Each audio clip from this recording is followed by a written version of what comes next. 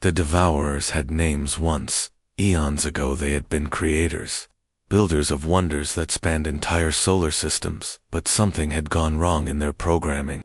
Some fundamental flaw that turned them from gardeners of the galaxy into its greatest threat. For 1,000,000 years they had slept in the dark spaces between stars. Their mechanical minds dormant now. They were awake, and they were hungry. 3 civilizations were already gone. The proud warrior race of the Krellian Empire had lasted exactly 4 days against the Devourer advanced. Their massive battle fleets, ships the size of small moons, had been torn apart. Like paper toys, the brilliant Nexari collective, masters of energy manipulation who could bend starlight itself to their will, had managed to hold out for nearly 2 weeks before their home worlds were consumed. Even the ancient Zephyrians, who had survived since the dawn of galactic civilization, had fallen in mere hours. When the machines reached their hidden sanctuaries, defeat followed the same terrible pattern. The Devourers would arrive at the edge of a system, their dark ships moving in perfect formation. Like a plague of metal locusts, they would analyze, adapt, and then strike with precision that bordered on the supernatural. Every defensive strategy was countered almost instantly. Every weapon was turned against its creators. Every attempt at negotiation was met with cold, mechanical silence. Kepler Station buzzed with activity as refugee ships arrived from the fallen worlds. Families clutched their few possessions, while military commanders argued over impossible strategies. The station had become the last fortress of the free galaxy, a final gathering point for anyone still willing to fight. But Valterra knew they were just delaying the inevitable. Their combined fleets might buy them days, maybe weeks if they were lucky. The scanner operator's voice cut through the command center. "Chatter, ma'am. We're detecting movement in the Helix Nebula. Devourer scouts moving toward the Outer Rim territories." Valterra felt her heart skip a beat. The Outer Rim was sparsely populated, mostly primitive worlds that had barely discovered spaceflight, but it was also where they kept their emergency communication arrays. The last hope of reaching any species that might help them. She had to try standing before the galaxy-wide transmitter. Valterra took a deep breath and began what felt like a funeral speech. "This is Ambassador Valterra of the Galactic Confederation, broadcasting on all frequencies. We face total extinction. The Devourers have awakened and are consuming everything in their path, any species capable of military action. Please, respond. We need warriors. We need heroes. We face the end of everything." The response was exactly what she expected: silence from most sectors. A few brief messages of sympathy from species too far away to help, several angry transmissions from civilizations that blamed the Confederation for waking the ancient machines, but mostly, there was nothing. Then, from a tiny blue planet on the very edge of the galaxy, came an impossible reply. Captain Jake Morrison sat in his command chair aboard the Earth vessel Defiance, reading the alien distress call for the 3rd time. His crew gathered around him, their faces showing the same mixture of disbelief and grim determination that he felt in his gut. "Captain," his communications officer spoke up, "their data package includes a classification system. According to them, Earth is a Class 12 death world. That's the highest rating on their scale." Morrison raised an eyebrow. "What makes us so dangerous?" "Near as I can tell, sir, everything: our gravity, our weather, our wildlife, our diseases, our history of warfare. They seem genuinely terrified that we exist at all." The tactical officer pulled up the enemy data on the main screen. "Sir, these Devourers have never been defeated. They've destroyed 3 major civilizations in the past month. Their technology is centuries ahead of anything we have." Morrison studied the numbers. By any reasonable calculation, getting involved would be suicide. Earth had only recently developed faster than light travel. Their weapons were primitive compared to what the aliens possessed. They had no experience fighting anything like these machines. But something about the alien ambassador's desperate plea reminded him of stories his grandfather used to tell about the old wars on Earth, about times when impossible odds didn't matter because somebody had to stand up and fight. "Prep the fleet," Morrison ordered quietly. "All available ships, sir. This is madness." His first officer protested. "We don't stand a chance." Morrison smiled grimly and opened a channel back to the aliens. "This is Captain Jake Morrison of the Earth Defense Force. Message received and understood. Cavalry's on the way." When Valterra received the human response, she wasn't sure whether to laugh or cry. A single species from a world so hostile that it was classified as uninhabitable was volunteering to fight an enemy that had destroyed half the galaxy. It was either the bravest thing she had ever witnessed, or the most foolish given what she was learning about humans. She suspected it might be both. When the human fleet dropped out of hyperspace near Kepler Station, the alien observers fell silent. Admiral Beth Carter's 12 ships looked like something a scrap dealer might have thrown together on a bad day. The holes were patched with different colored metals. Weapons stuck out at odd angles, and several vessels had what appeared to be civilian equipment welded directly onto military frames. Science officer Nixara ran her scanners over the approaching fleet 3 times, certain her equipment was malfunctioning. "Admiro Chanadel," she called out, her voice filled with confusion. "I'm reading some very strange configurations on these human vessels." The tall, silver-skinned Confederation admiral moved to her station, his 4 eyes narrowing as he studied the readouts. "What exactly are we looking at?" "Well, sir, they seem to be using solid metal projectiles as their primary weapons. Not energy beams, not plasma cannons, just chunks of metal fired at high speed. And their defensive systems appear to be thick plates of some kind of steel, alloy, Thandal S." Antennae twitched with disbelief. "Are you telling me they're using armor plating instead of energy shields?" "That's correct, sir, and those cylindrical objects attached to their weapon systems, I believe they're called nuclear warheads." The command center went quiet. Nuclear weapons had been abandoned by most civilizations thousands of years ago as crude and unpredictable. The fact that humans still used them was either a sign of their primitive nature or their complete lack of concern for collateral damage. Through the massive viewports of Kepler Station, the alien crew watched something that defied every principle of advanced engineering they knew. Human technicians in bulky spacesuits were literally welding alien technology onto their ships, using handheld torches that shot sparks in all directions. Chief Engineer Mike Sullivan floated outside the human flagship, his torch cutting through a section of hull plating like it was butter.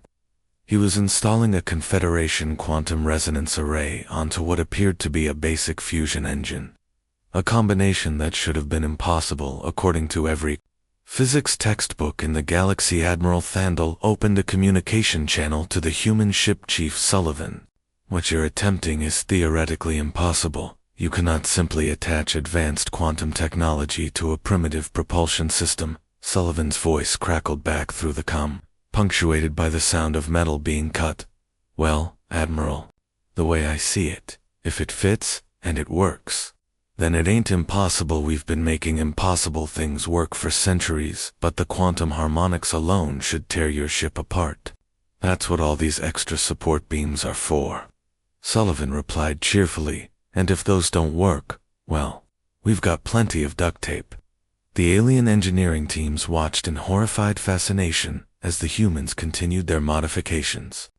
They used tools that looked like they belonged in a primitive workshop, not a space dock. When something didn't fit properly, they simply hammered it until it did. When circuits didn't align, they ran new cables through holes they cut with plasma torches. What shocked the aliens most was that it actually worked. Every impossible modification the humans made somehow functioned perfectly, even though it violated everything they understood about advanced technology. The first real test came when Devourer scout ships appeared at the edge of the system. The alien fleet immediately moved into defensive formation, their sleek vessels taking up positions designed to maximize their energy weapons' effectiveness while minimizing exposure to enemy fire. The humans had a different approach. Entirely pilot Lisa Reynolds sat in the cockpit of her fighter, a small craft that looked like it had been built in someone's garage, compared to the elegant alien fighters with their smooth curves and glowing energy cores. Her ship was all sharp angles and exposed machinery. "All units, this is Reynolds." She called over the radio. "I've got eyes on 3 Devourer scouts. Moving in standard reconnaissance pattern, roger that. Reynolds?" came Admiral Carter's voice. "Follow Confederation protocol and maintain safe distance." While gathering intel, Reynolds looked at the enemy ships. Each one 3 times the size of her fighter, and bristling with weapons that could vaporize her in seconds. Then she looked at the special modification her crew had welded onto her ship that morning. A device the aliens called a fusion ram, and she called Tuesday's entertainment. "Copy that. Admiral, maintaining safe distance," Reynolds replied, then switched off her radio and pointed her ship directly at the nearest Devourer scout. The alien observers watched in stunned silence as the small human fighter accelerated straight toward the enemy vessel, making no attempt to dodge or seek cover. Warning alarms blared across the Confederation ships as their sensors detected what looked like a suicide attack. "What is that pilot doing?" Veltara gasped, her scaled hands pressed against the viewport. The last possible second, Reynolds triggered her ejection seat while simultaneously detonating the fusion device she'd been carrying. The explosion was visible across half the system as both ships disappeared in a ball of superheated plasma. "Did she just kill herself to destroy one scout ship?" Admiral Thandell asked, his voice filled with shock before anyone could answer. A new voice came over the communications channel. "Recovery team Delta to control. We've got Reynolds aboard. She's asking if anyone got video of that because she wants to show her kids back home." The alien crew stared at each other in disbelief. Not only had the human pilot survived what appeared to be a suicide attack, but she seemed proud of it. The remaining Devourer scouts, apparently as confused as everyone else, retreated back into hyperspace to report what they had witnessed as the human fleet finished their modifications and prepared for the coming battle. One thing became clear to the alien observers: they had not allied themselves with a conventional military force. They had somehow convinced a group of controlled explosions enthusiasts with ships to help them fight for the survival of the galaxy. Admiral Thandell looked at his tactical displays, then at the human ships, with their impossible modifications and reckless pilots, and wondered if desperation had driven them all completely insane. Given what he'd just witnessed, he was starting to think that might be exactly what they needed.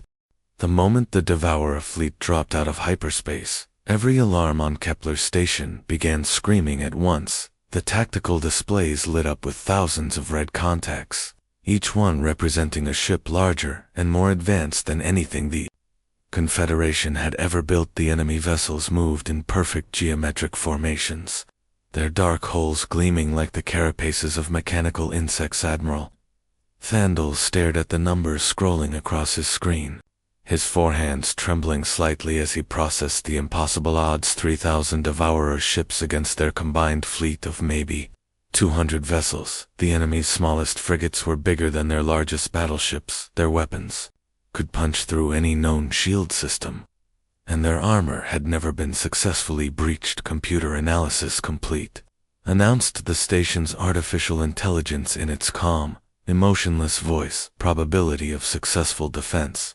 0.001%. Recommendation: immediate evacuation to fallback positions." The command center fell silent, except for the soft humming of life support systems and the distant sound of families crying in the refugee sectors. Veltara looked around at the faces of officers from a dozen different species, all showing the same expression of hopeless defeat. This was at the end of everything they had built over thousands of years of civilization. "We should evacuate to the next system," Admiral Thandell said quietly, his voice carrying the weight of absolute defeat. "Maybe by ourselves a few more days, while we prepare final defensive positions around the core worlds." That's when Colonel Tom Rodriguez started laughing. The human colonel stood in front of the massive tactical display, his scarred face split by a grin that seemed completely inappropriate, given their situation. He'd fought in more losing battles than most soldiers saw in a lifetime. From the ice fields of Europa to the asteroid belts of the outer colonies, his left arm was cybernetic, his right eye was a prosthetic, and his uniform carried the patches of a dozen different impossible victories. "Admiral, with all due respect, "You're thinking about this all wrong," Rodriguez said, his voice filled with something the aliens hadn't heard in weeks. Genuine enthusiast Vela turned to face him, her blue scales shimmering with nervous energy. "Colonel Rodriguez, I don't understand. How can you be optimistic when we're facing complete annihilation?" Rodriguez pointed at the tactical display, showing the enormous enemy formation. "See, that's the difference between humans and everybody else in this galaxy. You look at those 3,000 ships and see an overwhelming enemy force. One see 3,000 targets, all lined up nice and neat for us." The alien officer stared at him like he'd lost his mind, which, from their perspective, he probably had, but Rodriguez had learned something important during his years of fighting impossible battles. Sometimes the only way to win was to be too stupid to know you were supposed to lose. "Here's the thing about the Deathworlders," Rodriguez continued, pulling up detailed scans of the enemy ships. "They're perfect. Every formation is geometrically precise. Every movement is calculated to the microsecond. Every strategy is based on mathematical certainty. That's their strength. But it's also their weakness." "How is perfection a weakness?" asked Science Officer Nixra, genuinely puzzled because perfect systems can't handle imperfect situations. Rodriguez replied, "And honey, humans specialize in making situations real imperfect. Real fast." The human battle plan was unlike anything the galaxy had ever seen. While Confederation doctrine called for maintaining safe distances and using long-range weapons to gradually wear down enemy forces, the humans had a completely different approach. They were going to fly directly into the middle of the enemy formation and start breaking things.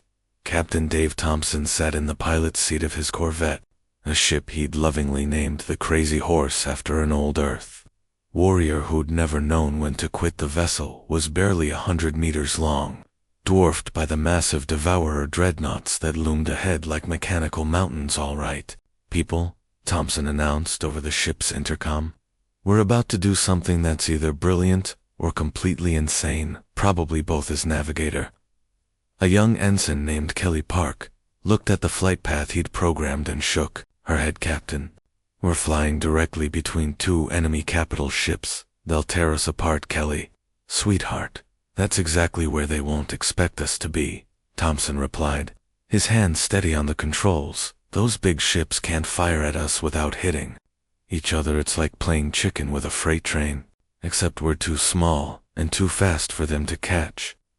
The Crazy Horse dove into the enemy formation like a mosquito attacking a herd of elephants. Thompson weaved between massive holes, his ship's magnetic mine dispensers working overtime to attach explosive packages to every enemy vessel they passed behind him. Similar scenes played out across the battlefield as other human ships followed equally suicidal flight paths. "Thompson, you're completely surrounded." Admiral Carter's voice crackled over the communications system, barely audible over the sound of weapons fire and explosions.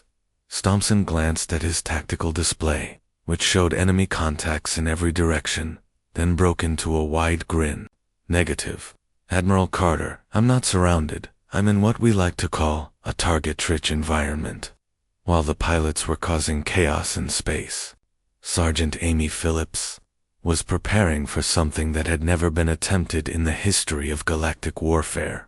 A boarding action against Devourer vessels. Her assault team consisted of 20 humans in heavy combat suits, armed with weapons that looked primitive compared to alien technology, but had been tested in the fires of 100 human conflicts. "Sergeant Phillips," came Veltara's voice over the radio, "our scans show those ships have armor plating 3 meters thick. How do you plan to get inside?"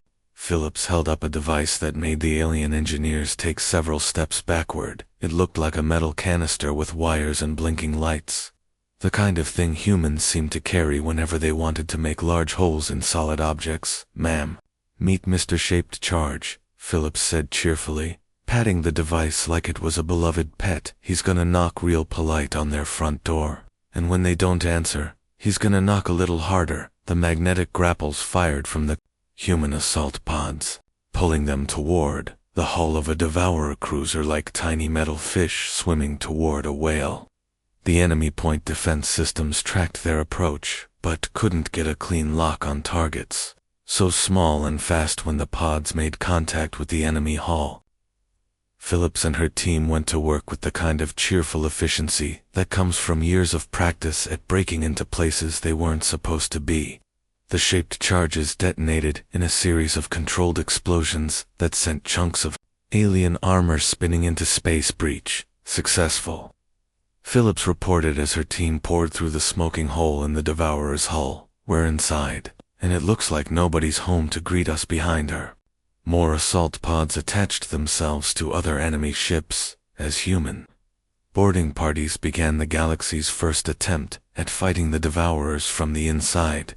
The aliens watching from Kepler Station began to understand something important about their human allies. What looked like suicidal madness was actually a carefully calculated strategy, based on one simple principle: if you can't fight the enemy's strengths, attack their weaknesses. And the biggest weakness of a perfect system was that it had never learned how to deal with controlled chaos.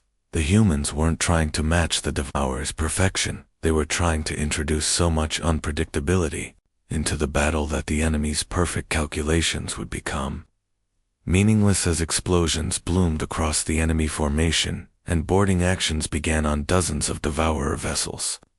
Admiral Thandal realized something that changed his entire perspective on the battle. The humans weren't losing their minds, they were weaponizing their insanity. The inside of the Devourer mothership was like stepping into a living nightmare made of metal and wires. The corridors twisted and changed shape as the strike team moved through them, walls flowing like liquid mercury to create new barriers and passages. The ship's adaptive technology was unlike anything the galaxy had ever seen, reshaping itself in real time to counter every move. The intruders made Lieutenant Chris Walker crouched behind what used to be a support beam, but was now some kind of crystalline barrier that had grown from the floor. His rifle barked continuously as wave after wave of mechanical hunter-killers poured down the corridor toward their position. These weren't like the sleek Devourer ships they'd been fighting outside. These were pure killing machines, spider-like constructs of dark metal and glowing energy that moved with terrifying speed. We need to keep moving, Rodriguez shouted over the sound of weapons fire. The longer we stay in one place, the more time this ship has to adapt to us. The strike team consisted of 12 beings from 6 different species, each one representing the last hope of their civilization. Science officer Nick Sora carried scanning equipment that could analyze Devourer. Technology engineer Bobby Santos hauled a toolkit that looked like it could rebuild a starship from scratch. Medical officer Dr. Patricia Wells kept everyone patched up and moving, and Lieutenant Walker held the rear guard with the kind of stubborn determination that had kept him alive through 3 impossible wars. The corridor ahead suddenly sealed itself with a wall of flowing metal, cutting off their advance at the same time. The ceiling began to lower, threatening to crush them all in a matter of minutes. The alien team members looked around desperately for an escape route, their training unable to cope with technology that changed faster than they could analyze it. The walls are some kind of programmable matter, Nixera reported, her scanner beeping frantically. It's adapting to our presence, learning our movement patterns. Then we stop being predictable, Walker replied, pulling a device from his belt that made the aliens nervous just looking at it. Sometimes the best way through a wall is to make your own door. The thermite charge burned through the adaptive barrier like it was paper, filling the corridor with smoke and molten metal. Walker kicked through the weakened section and kept firing at the hunter-killers that immediately swarmed toward the new opening. Move, move, move, he yelled, providing cover as the team pushed deeper into the ship. The mothership's interior was massive, with chambers the size of small cities connected by corridors that seemed to stretch for miles. The team had been fighting their way toward the central core for what felt like hours. Following Santos's rough understanding of Devourer architecture and a lot of educated guessing as they reached a critical junction where 5 corridors met, the hunter-killers finally caught up to them in force. Dozens of the mechanical horrors poured from every direction, their energy weapons lighting up the darkness like deadly fireworks. The alien team members took cover behind whatever protection they could find. But there wasn't enough room for everyone. "I'll hold them here," Walker announced, checking his ammunition count. "You guys keep going. We cannot leave you behind." Nixara protested, her blue scales showing the stress patterns that indicated extreme distress among her species. "We are stronger together." Walker looked at the approaching swarm of killing machines, then at his teammates, who still had a chance to complete the mission. He'd grown up in Detroit during the worst of the urban wars, learned to fight in the asteroid mines, where a single mistake meant death, and survived more impossible situations than he could count. "This was just Tuesday, with better scenery, ma'am." "I appreciate the sentiment, but I'm from Detroit," Walker replied with a grin, pulling the pins from his last 3 grenades. "Trust me, this ain't even my worst Tuesday." The explosion that followed took out the entire junction and half the hunter-killer swarm, buying the team precious time to reach the ship's core. Walker's sacrifice wasn't in vain, but it reminded everyone that victory against the Devourers came at a terrible price deep in the heart of the mothership. Bobby Santos found himself staring at something that defied everything he knew about engineering. The quantum core was a sphere of pure energy suspended in a web of crystalline structures, each one humming with power that could fuel a small star, according to every alien physicist who had ever studied Devourer technology. The core was completely invulnerable, protected by systems that would automatically counter any attempt at sabotage. "Santos, what's your assessment?" Rodriguez's voice crackled over the radio, distorted by the massive energy fields surrounding the core. Santos studied the alien technology for exactly 12 seconds, which was about 11 seconds longer than he usually needed to figure out how to break something. The quantum containment field used principles he'd never seen before, maintained by backup systems that had backups of their own. By all logical analysis, it was completely impossible to sabotage Bait. Santos hadn't become Earth's best combat engineer by following logical analysis well. "Colonel," he replied, pulling out a length of heavy cable and eyeing 2 particular connection points. "I can't tell you how this thing works, but I can tell you what happens when you cross these 2 power feeds and add about 10,000 volts of good old-fashioned electricity. Are you sure?" Rodriguez asked. "Nope," Santos admitted cheerfully. "But it's worked on every other piece of alien tech we've ever captured." The feedback cascade that resulted from Santos's improvised sabotage began tearing the mothership apart from the inside out. Energy conduits overloaded and exploded, sending cascades of sparks through corridors that were already collapsing. The ship's adaptive systems, designed to handle external threats, couldn't cope with internal destruction on this scale. As structural supports began failing all around them, the alien members of the strike team prepared to meet their end with the quiet dignity that their species had maintained for thousands of years. They had done their duty, struck a blow against an ancient evil, and earned whatever peace awaited them in the next life. The humans had a completely different reaction. "This is it," Corporal Janet Murphy shouted as ceiling panels crashed down around them, her voice filled with what could only be described as pure excitement. "This is exactly like that movie where the guy saves the world by blowing up the alien ship." Dr. Wells was helping injured team members toward the emergency escape pods while chunks of the ceiling fell around her. "Which movie?" "She called back all of them," Murphy replied, laughing as she fired her rifle at a section of wall that was trying to seal their escape route. The surviving aliens looked at their human teammates in amazement, even facing certain death in the heart of a collapsing alien superweapon. The humans seemed genuinely thrilled to be there. They weren't just refusing to surrender or showing courage in the face of impossible odds. They were actually enjoying themselves as the strike team fought their way toward the escape pods through corridors that were literally falling apart around them. Nixara finally understood something important about the species from the Little Blue Deathworld. They didn't just fight against impossible odds because they had to. They fought against impossible odds because that's when they were happiest.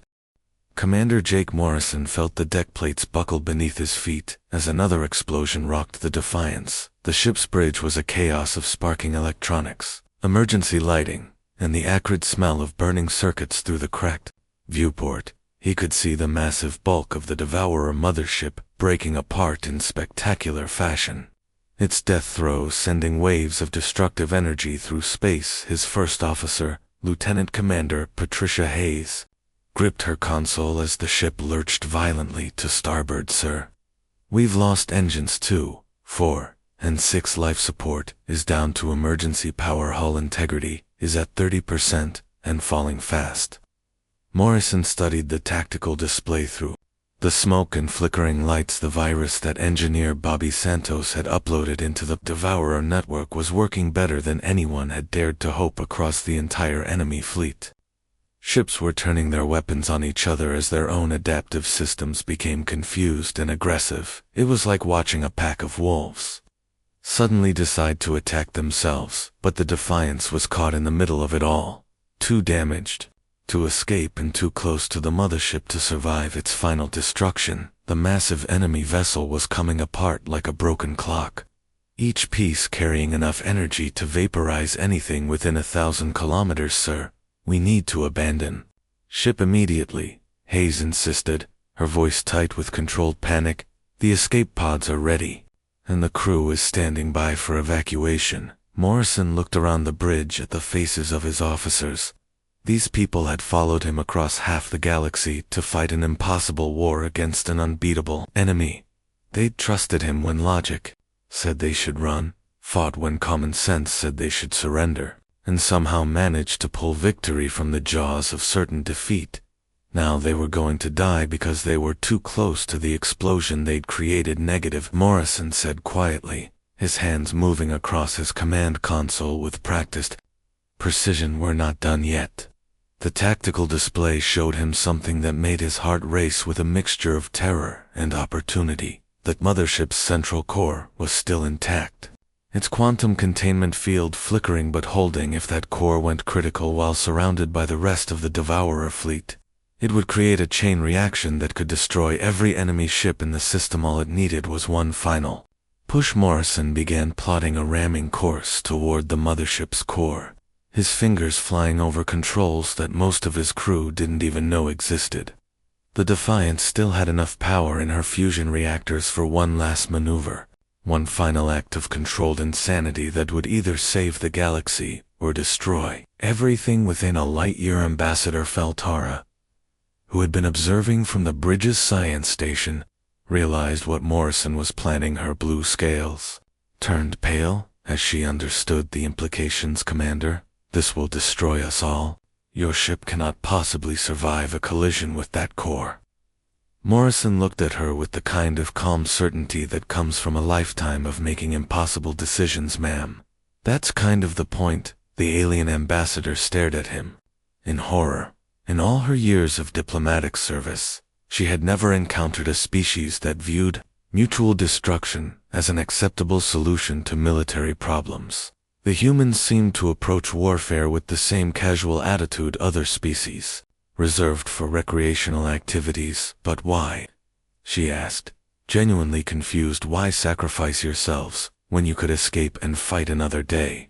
Morrison smiled grimly as he initiated the ramming course. "Because somebody has to finish this, and we're the only ones in position to do it. Sometimes that's just how it works."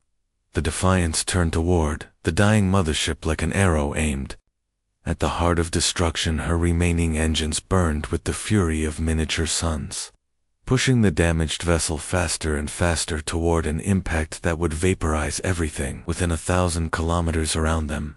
The Devourer fleet continued its self-destructive rampage as the virus spread through their networks like wildfire. Ships that had dominated the galaxy for millions of years were tearing each other apart with weapons designed to crack planets, but the mothership's core remained stable, waiting for one final catalyst to trigger the chain reaction that would end it. Allos. The distance closed. Morrison opened shipwide communications for what he knew would be the last time. "All hands. This is the captain. It's been an honor serving with you all. Tell them back home that we got the job done." What happened next? became legend throughout the galaxy. As the Defiance approached her final destination, escape pods began launching from ships across the human fleet. But instead of the desperate silence that usually accompanied mass evacuations, the radio channels filled with something the aliens had never heard in combat. The humans were singing it. Started with one voice from the destroyer Richmond, a deep bass singing an old song about going down with honor and taking the enemy with you. Other voices joined in, creating a chorus that echoed across the battlefield as escape pods and damaged ships launched their crews toward safety. Amazing grace, how sweet the sound, they sang, their voices carrying through space on radio waves as their ships burned around them. That saved a wretch like me. Admiral Beth Carter, floating in her command pod after her flagship had been destroyed, watched the final moments of the battle through tears. She didn't bother to hide that Defiance struck the mothership's core in a collision that lit up the entire system like a second sun. The chain reaction that followed consumed the Devourer fleet in seconds, turning thousands of ancient warships into expanding clouds of superheated plasma wind. The light faded, and the sensors cleared. The Devourer threat was gone. An enemy that had terrorized the galaxy for eons had been destroyed by a species that most civilizations hadn't even known existed. A month ago in the aftermath, as rescue ships collected survivors and began the long process of rebuilding, Ambassador Veltara found Admiral Carter aboard one of the Confederation medical ships. The human commander looked exhausted, her uniform torn and her face streaked with smoke and dried blood, but her eyes still held the fierce determination that had carried them through the impossible. "Battle, your people saved the galaxy," Veltara said quietly, her voice filled with a mixture of gratitude and amazement. "But I must ask, how did you know this would work?" Carter smiled, the expression transforming her battle-worn features. "Ma'am, we didn't know it would work. We just knew somebody had to try. And we were the only ones crazy enough to do it. When someone asks for help, that's what humans do," we answer. The Galactic Confederation officially welcomed humanity as full members 3 months later, in a ceremony that filled the rebuilt Kepler station with representatives from every surviving civilization. The formal documents included a special notation that became required reading at every military academy in the galaxy. Species classification: human recommended for impossible missions only. Warning: do not attempt to understand their tactical doctrine. Results not guaranteed. But failure is not an option, as the human fleet limped home to Earth, carrying news of their victory and the promise of a new age of galactic cooperation. The universe had learned something important about the species from the little blue death world when heroes were needed. The humans had answered the call, bringing their own special brand of organized chaos and stubborn refusal to accept defeat. Galaxy was a safer place, even if nobody quite understood how the humans had made it that way.